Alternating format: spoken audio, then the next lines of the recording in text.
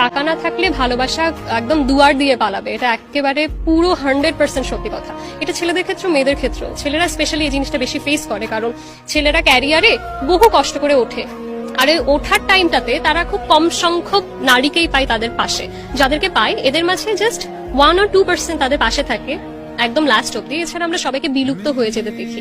টাকার কাছে অনেকাংশেই মেয়েরা হেরে যায়। আমি আমার লাইফে অনেক প্রমাণ পেয়েছি যে টাকার কাছে ভালোবাসা হেরে গিয়েছে। পকেটে টাকা না থাকলে, আমি আমার দেখা মতে কাউকে দেখিনি যে ছেলেটার পকেটে টাকা নেই 2-4 মাসের বেশি মেয়েটা তাকে সাপোর্ট করেছে বা পাশে থেকেছে। প্রথম প্রথম সব মেয়েই বলে আমি পাশে আছি, তুমি এগো, টাকা নাই তো কি, শূন্য পকেটে আমি তোমার হাত ধরে থাকতে পারবো। বাট আলটিমেটলি দিন শেষে টাকা ছাড়া কোনো মেয়েই থাকে না। যে মেয়েটা বলে আমি আছি সবসময় তোমার পাশে, তুমি এগিয়ে যাও, 1 বছর পর তারও যখন কোনো বিসিএস ক্যাডার আর কর্পোরেট ওয়ার্কারের সঙ্গে বিয়ে সেট হয়, সেই মেয়েটাই তার বয়ফ্রেন্ডকে এসে বলে আমি বিয়েটা করতে চাচ্ছি এবং আমি তোমার সঙ্গে থাকতে চাচ্ছি না, সম্পর্ক থাকতে পারবো না।